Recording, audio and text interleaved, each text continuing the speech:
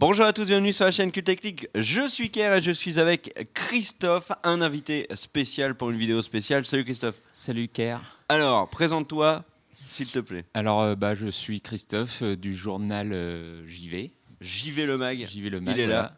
là. Donc c'est un mensuel sur le jeu vidéo. C'est un mensuel sur le jeu vidéo et voilà, ça fait plus de 3 ans qu'on existe et pourvu que ça dure.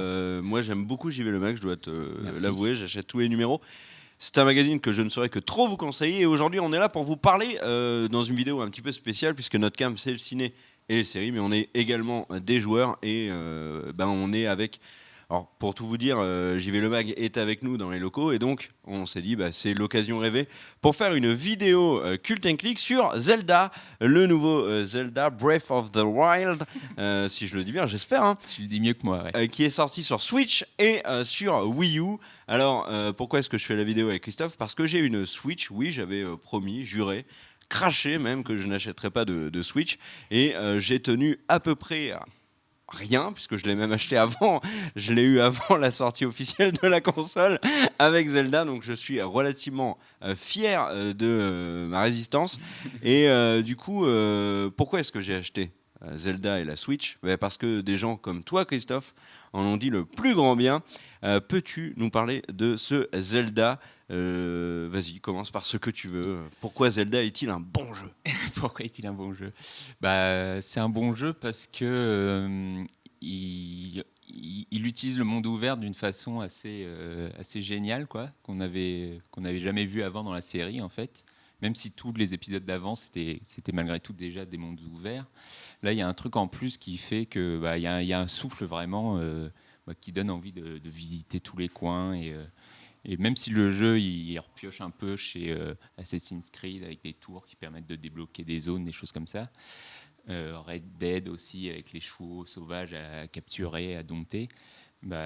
Il arrive à inventer une propre grammaire, j'ai envie de dire. Est-ce qu'on peut carjacker des poneys comme dans GTA ou pas ? Non, tu peux faire des sauts de cabri un peu avec et tout, mais... donc ça pioche un petit peu dans l'univers d'Alexandra Liederman, Poney Club. C'est ça. Ok. Et voilà, et après, tu retrouves toutes les mécaniques que les fans de la série connaissent bien, et c'est vraiment hyper bien intégré à toutes ces nouveautés, et ça en fait peut-être le meilleur épisode de la série pour moi, ouais, quasiment. D'accord. Donc dans Cult & Click, on n'a aucune prétention, c'est des monsieur et madame tout le monde, enfin il n'y a pas beaucoup de madame, mais c'est en tout cas des monsieur et monsieur tout le monde qui parlent de ciné, de séries et également de jeux vidéo. Je vais te poser les questions de gamer du dimanche, même s'il m'arrive parfois d'y jouer également le mercredi, mais il n'y a pas de terme pour ça. Question simple, l'histoire, que vaut l'histoire de ce Zelda ? Est-ce qu'elle est intéressante ? Comme tous les Zelda, elle est assez réduite à il faut tuer Ganon. Tu viens de te manger 15 000 fans de Zelda qui vont te défoncer. Non, parce que l'intérêt de Zelda, c'est pas tant dans l'histoire, même s'il y a eu des épisodes comme Majora's Mask qui étaient un petit peu plus torturés, on va dire. Mais non, là, en plus, et vraiment, le jeu peut se limiter à aller tuer Ganon. Et on voit déjà sur Internet des mecs qui ont fini le jeu en 1h30, je crois. Oui, j'ai vu ça aujourd'hui, ouais. Et tu peux complètement, du coup, zapper le scénario. Après, si on approfondit un petit peu... En fait, tout ce que tu fais dans le jeu, ça te permet de simplifier la tâche pour tuer Ganon. Et en gros, tu as 4 créatures qui permettent d'avoir plus de puissance au moment d'arriver au combat final. Mais voilà, après, là où le scénario se développe, c'est qu'il y a 12 souvenirs, je crois, à débloquer. Et ça correspond à des zones de la map où il faut se rendre et où le personnage se rappelle de ce qui s'est passé il y a 100 ans plus tôt. Et là où tu as des petites bribes de scénario, mais après ça reste limité, quoi. Mais c'est pas du tout un défaut, enfin en tout cas pas pour moi. Donc la grande force de ce Zelda, outre l'open world, c'est aussi c'est le gameplay, non ? Enfin, bon, moi j'ai joué 3 heures, donc mon avis est extrêmement pertinent, bien évidemment. Mais ça m'a déjà sauté aux yeux, ça, ce côté gameplay qui est très original, qui te permet plein de choses, c'est-à-dire que... Alors, bon, j'ai acheté le guide officiel, comme le beau geek qui sait pas très bien jouer se doit de le faire. Et par exemple, dans un des sanctuaires, il me dit, tu vas à gauche, droite, machin, tu tapes, machin. Et en fait, bon, je me suis perdu, j'ai dû faire droite-gauche et de gauche-droite. Je me suis perdu et j'ai fait le sanctuaire à ma sauce. Et en fait, je me suis rendu compte qu'il y avait plusieurs manières de le faire. Et ça, c'est quand même très intéressant, non? Ouais, et c'est vraiment, je trouve, une nouveauté dans la série qui est d'habitude assez carrée. Enfin, c'est des énigmes très précises et il y a pas le droit à l'erreur, hein. Alors qu'ici, il y a vraiment justement un côté un peu, tiens, j'ai fait ça, mais j'ai l'impression d'avoir un peu profité du jeu par un bug, mais presque. Mais en même temps, ça fonctionne et ça ouvre, en effet, une énigme peut se résoudre différemment et du coup, ça ouvre encore plus de liberté que d'habitude, quoi, en fait. Et ça, non, ouais, c'est vraiment très bien. Après, le gameplay, pareil, les énigmes dans les sanctuaires sont toujours aussi bien. Elles sont pas reloues. Non, elles sont. C'est pas comme dans Resident Evil où il faut faire des trucs improbables pour débloquer une Non, porte. et puis c'est pas aussi simple que juste récupérer la clé pour ouvrir le truc. Ah merde. Bah, du coup, c'est un peu plus compliqué. Bon, le guide sera un bon le guide peut investissement. être mais enfin, on voit assez vite ce qu'il faut faire tout de suite et après c'est comment y arriver exactement, mais c'est toujours en tout cas gratifiant pour le joueur d'y arriver et c'est plaisant à faire aussi, quoi. J'ai une question hors sujet, mais j'ai envie de la poser. Est-ce que Vas-y. ça t'est déjà arrivé, toi, en tant que testeur, de te lancer dans le jeu et d'être coincé, mais vraiment coincé, et de ne plus savoir quoi faire? Bah, alors pas dans ce Zelda, mais oui, ça m'arrive dans des jeux où je coince pendant très longtemps et je me dis merde. Mais comment je vais écrire ma critique? J'arrive même Oui, pas à parce que aller plus loin de en 2 plus, heures t'as un de jeu. timing à respecter. En général, on essaye d'aller à la fin des jeux si possible, c'est toujours mieux. Mais après, c'est sûr que je peux pas me permettre de passer 300 heures sur un jeu parfois. Et du coup, oui, c'est vrai que ça m'est arrivé de bloquer et de me dire, ah, putain, ça fait chier, quoi. Ça fait 2 heures que je joue, je suis déjà bloqué, comment je vais faire? Et soit je finis par trouver, soit tu regardes sur Internet et tu as toujours des gens qui ont réussi avant toi. Ok. Revenons sur Zelda, une des critiques qu'on lui fait, c'est ses graphismes.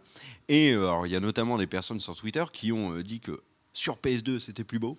Que on se retrouvait. Alors, c'est un des commentaires que j'avais vu notamment sur la fameuse note de JVC, des personnes qui réagissaient au tweet de JVC, et le 20 sur 20 qui disait ouais, c'est des graphismes de 2002.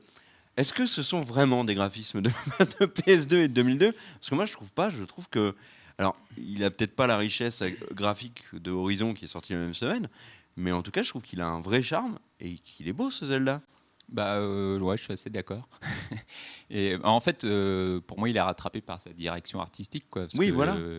techniquement, c'est vrai que c'est assez faible. Même il y a des chutes de framerate, ça ralentit sur certains passages, etc. Donc, mais visuellement, ouais, il y a une touche un peu Ghibli, je trouve. Et du coup, ouais, non, il y a un univers qui est chouette.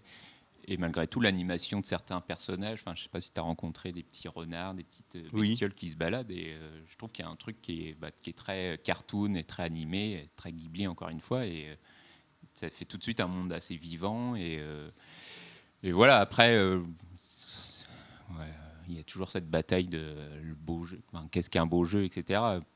Techniquement, il est faible, mais il se rattrape par sa direction pour moi. D'accord.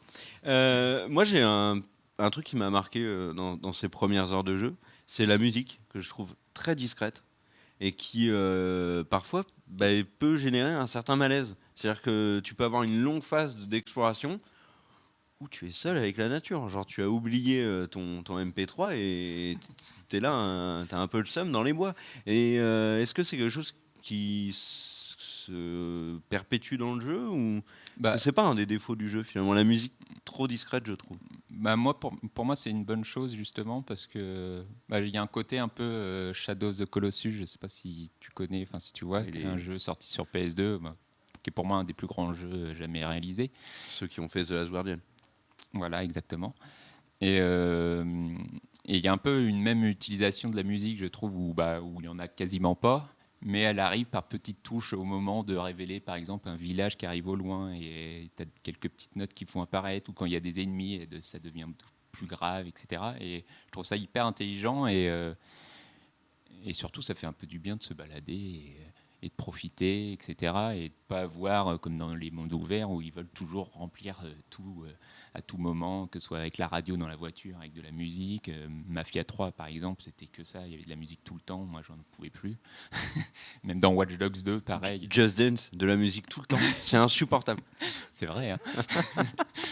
Mais non, oui, je trouve vraiment l'utilisation de la musique justement parcimonieuse, mais ouais, fait avec intelligence, quoi. Et dans The Witcher 3, elle est très présente, la musique. Et pourtant, c'est un Bah, régal. pas, ouais, je me souviens plus exactement, mais pas tant Horizon, que ça c'est malgré pareil. tout, ouais. Oui, après, pour moi, c'est deux façons de faire, mais moi, j'aime bien que voilà, on nous laisse seul avec le bruit des oiseaux et du vent et la nature, quoi. Alors, revenons du coup, élargissons un petit peu la critique de Zelda sur la Switch, puisque forcément, il y a beaucoup de gens qui l'ont oublié, mais il y a également la Switch qui est sortie en même temps que Zelda, puisqu'on a parlé que de Zelda. Mm. J'ai envie de dire, et assez ironiquement, c'est parce qu'il n'y a que ce jeu-là de vraiment potable. Sur la Switch, alors il y a Sniper, et j'oublie toujours la suite. Sniper Clips, ouais. Sniper Clips, donc, qui est à 20 euros sur l'eShop. Est-ce qu'il les vaut, ces 20 euros? Il est vaut et s'il fallait acheter un deuxième jeu sur Switch, ce sera celui-là sans problème parce que c'est hyper intelligent, ça utilise vachement bien le côté un peu chacun a son Joy-Con, là, les petites manettes de la Switch. Donc voilà, ça utilise vraiment les fonctions de la nouvelle console et puis ça se joue à deux. En fait, c'est deux petits personnages qui doivent résoudre des énigmes en gros. Et chacun peut se couper le corps en prenant la forme de l'autre. C'est un peu compliqué dit comme ça, non? Oui, ouais, il y a des films qui font ce genre de truc, mais donc ce jeu-là, tu le conseilles les autres? One to Switch, 45 euros. Est-ce que c'est un scandale? En fait, un Est-ce peu. qu'on peut parler de One to Switch Gate? Peut-être pas à ce point-là, mais disons que c'est le jeu qu'on aurait aimé gratuit avec la console et Ouais. c'était pas scandaleux là. C'était un peu raté parce qu'il y a 28 jeux qui finissent par se répéter un peu. Enfin, j'y ai joué là ce week-end avec des amis et Est-ce que tu t'es amusé? Gamecult a dit que alors bien évidemment on ne buvait pas d'alcool, mais Gamecult a dit qu'avec de l'alcool le jeu était très drôle. on commençait à boire. Hein, je pense qu'on n'avait pas assez bu, mais oui, avec de l'alcool, je pense que ça peut être plus drôle. Après, on s'est amusé sur 2-3 jeux. Il y a 2-3 trucs qui sont sympas, mais c'est tellement simple que t'as pas envie de les refaire ad vitam aeternam, quoi. Et là, on s'est fait les 28 jeux d'affilée. On a rigolé sur 2-3, mais franchement, j'ai pas spécialement envie d'y retourner plus que ça. Hein. D'accord. Un avis global sur la console là comme ça après sa sortie? Moi, j'aime la console en tant qu'objet, en fait. Je la trouve. C'est vrai qu'elle est jolie. Hein. Ouais, voilà, elle Elle est est un peu jolie. fragile, je trouve. Moi, elle me fait un peu peur. Elle fait un- Les Joy-Con sont trop petits. Ouais. Tu sais, t'as peur de. Ils sont un peu petits, c'est vrai qu'il ne faut pas avoir trop grosses mains non plus. Mais j'aime bien la manipuler malgré tout. Je trouve ça assez chouette le fait de changer de fonction, la mettre sur une manette ou alors jouer directement avec son écran et tout ça. Mais après, c'est les jeux qui font une console, hein, comme d'habitude. Et le Zelda, clairement, c'est une tuerie et ça mérite tout à fait l'achat. Après, ceux qui ont une Wii U, ils peuvent y jouer sur Wii U et c'est aussi très bien. C'est le moment où je sors JV le mag. Excellent Vas-y. magazine. Ouais, c'est pas mal, hein. Ouais. Et on dit pas ça uniquement parce que ça te permet de vivre. Ah non. Vous avez comparé, figurez-vous, et je le connais ton C'est magazine. même moi qui l'ai écrit celui-là, du coup. J'ai reconnu ta patte instantanément. Les line-up de tous les consoles Nintendo qui sont sorties, et Ouais. franchement, celui de la Switch, ça fait un peu tiep, pour parler Common Jones. Regardez bien, donc la liste. Ouais. Donc là, on voit ou pas? Là, ça, c'est la Wii U. Donc il y en a pas mal hein, quand même sur Wii U. Console maudite, hein, on a beaucoup craché dessus. Et la Switch, voilà. Dans les faits, il y a donc One to Switch, Super Bomberman Earth qui sont des exclus. Zelda qui n'est pas une exclue puisqu'il est également disponible sur Wii U en quantité limitée. Donc si vous êtes un collectionneur de Zelda, achetez votre Zelda Wii U car Nintendo va en faire fort peu d'exemplaires. Il y a également Just Dance 2017 et alors il y aurait, c'est une légende, je ne l'ai vu nulle part, Skylanders Imaginators. Donc, qui est déjà sorti il y a oui, en je plus. sais pas combien de temps. Ouais, il faut quand même rajouter du coup Sniper Clips à la Oui, liste. mais parce que ça, c'est les jeux qui sont sortis en magasin, je pense. Les autres sont sur l'eShop. Ouais, les autres sont sur l'eShop. Ouais. Donc, est-ce qu'on les prend en considération ou pas, étant donné tout le mal que moi je pense de l'eShop, je ne sais pas. Mais en tout cas, alors, pour avoir vécu le lancement, comme beaucoup d'entre vous sûrement, en magasin, donc quand je suis allé chercher ma console, on va dire une marque, mais je dirais les autres après, on s'en fout, à Carrefour, il y avait Zelda, il y avait plus de Zelda qu'il y avait de Switch, et il y avait un Just Dance. C'est-à-dire un seul exemplaire de Just Dance qui leur avait été envoyé dans un carrefour qui est quand même relativement grand. À Auchan, qui est à côté, donc j'y suis allé le lendemain, ils avaient eu très peu d'accessoires. Le mec avait eu deux ou trois housses pour la Switch. Ouais. Énormément de Switch, énormément de Zelda. Là, il y en avait beaucoup. Et d'ailleurs, Zelda non, mais Nintendo s'est satisfait des ventes sur son premier week-end. Mais à côté de ça, il y avait un ou deux Just Dance, un ou deux Bomberman, et puis c'est tout. Et, bon, il y avait One to Switch aussi, bien évidemment, à 45 €. Mais je trouve que ça fait bon, pas pitié parce que le mot est un peu fort, mais c'est un peu tristouné de voir ça. Et avec du recul, je me suis un peu rappelé des lancements de la One avec Rise, le truc sur les Romains, ou Knock sur PS4. Knack, ouais. Knack. À l'époque, on s'est moqué. J'ai l'impression que la Switch, en termes de lancement, c'est bien pire. Et il y a quand même ce Zelda qui est, pour le coup, vraiment l'arbre qui cache la forêt, quoi. C'est un peu tristouné de voir ce Zelda qui est un peu tout seul. Sans lui, je pense qu'il n'y avait personne pour acheter la console. Mais même après, est-ce que après, moi, je suis inquiet. On en parle dans le magazine d'ailleurs, parce que à part Super Mario Odyssey qui est attendu à la fin de l'année, oui, c'est exactement ce que vous disiez. Ouais. Il n'y a pas des millions de choses. Hein. Ils nous ressortent un Mario Kart 8 en avril, qui est le même. C'est une version de luxe. Splatoon 1,5. Splatoon 2, voilà. Ou 1,1. Soyons pas trop ambitieux. C'est le 1,1 de Splatoon. Donc ouais, c'est inquiétant. Après, ça marche. Hein. Je ne sais pas si tu as vu les chiffres. Il y a des pigeons qui achètent la Switch dans le lancement. Malheureusement, peut-être pas, mais comme tu l'as dit, c'est un bel objet. Ouais, voilà. Non, mais je pense que les gens, avant d'acheter une console pour les jeux, là, sur le coup, ils achètent parce que c'est Nintendo et il y a malgré tout un côté nostalgique qui marche. Et parce que le Zelda, il faut le dire, hein, il est formidable et il mérite à lui seul l'achat. Mais c'est vrai que c'est un peu inquiétant pour l'avenir. Après, j'attends le 3, donc le gros salon de jeux vidéo qui arrive là en juin prochain. Qui sera pour la première fois ouvert au public. C'est vrai. Enfin, qui redevient ouvert au public. Il était déjà avant ? Il était à la base, ouais. Alors, on coupe et on dit qui alors redevient ouvert au public, mais on fera pas le cut parce qu'on aura la flemme. Mais voilà.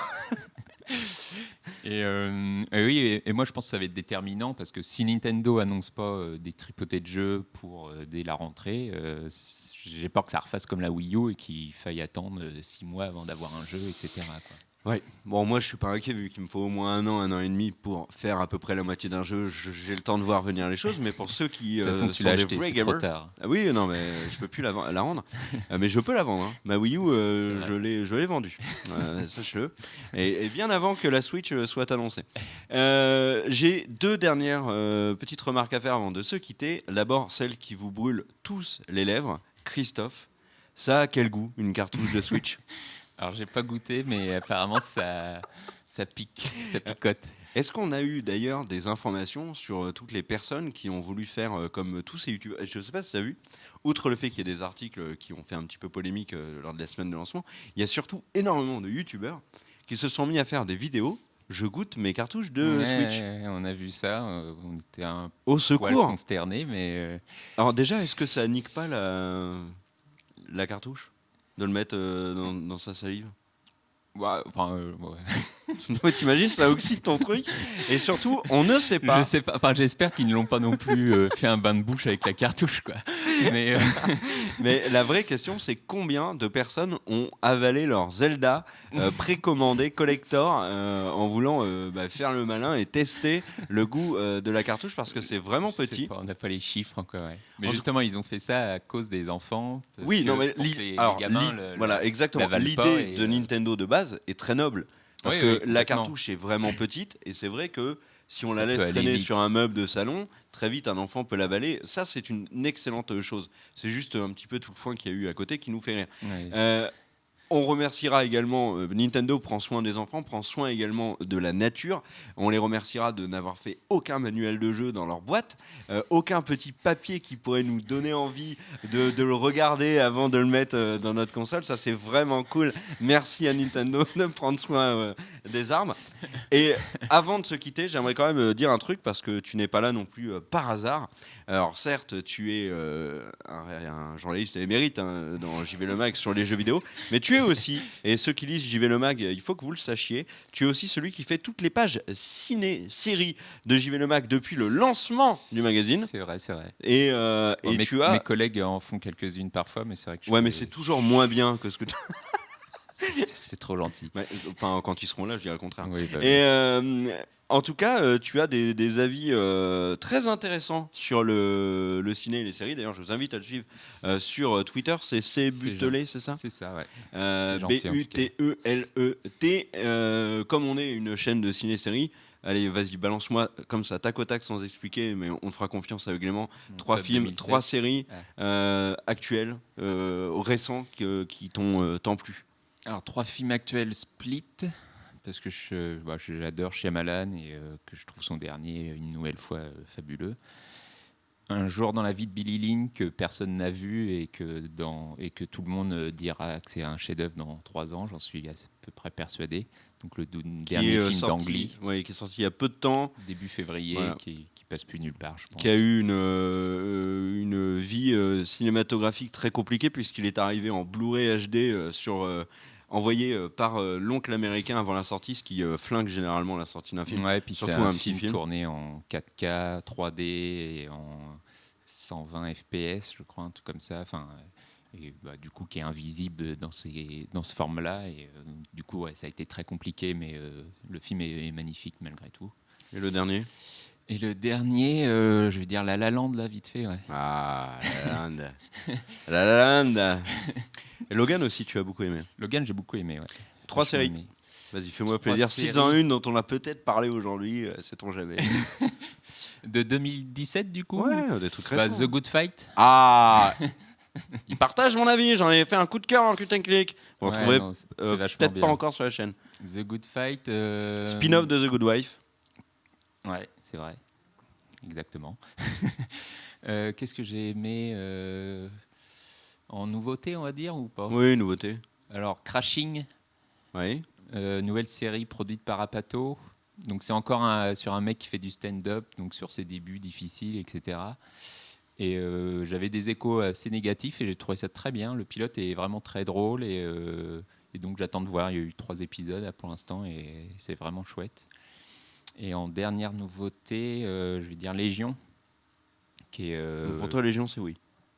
Pour moi, c'est oui, en tout cas pour l'instant. Donc le pilote est assez dingue, je trouve. C'est tout ce qu'on n'attendait pas d'un truc Marvel, donc tant mieux. Et la suite est assez folle aussi. Et pour l'instant, c'est assez prometteur. J'espère que ça va avancer un peu niveau histoire et que ça va pas être trop alambiqué, mais pour l'instant, ouais, c'est prometteur. Hein. Eh ben, merci Christophe pour cet avis sur Zelda, sur la Switch, sur Logan et sur Légion, le tout en 25 minutes rondement mené. Merci à toi. Tu reviens quand tu veux. Il y a de la place. D'accord. Et on n'est pas cher. Et ensuite, n'oubliez pas l'habituel petit commentaire, ça fait beaucoup de bien à la chaîne pour exister. L'abonnement, bien évidemment, si vous n'êtes pas encore abonné. On a également un Twitter, Cult and Click, n'hésitez pas à aller dessus.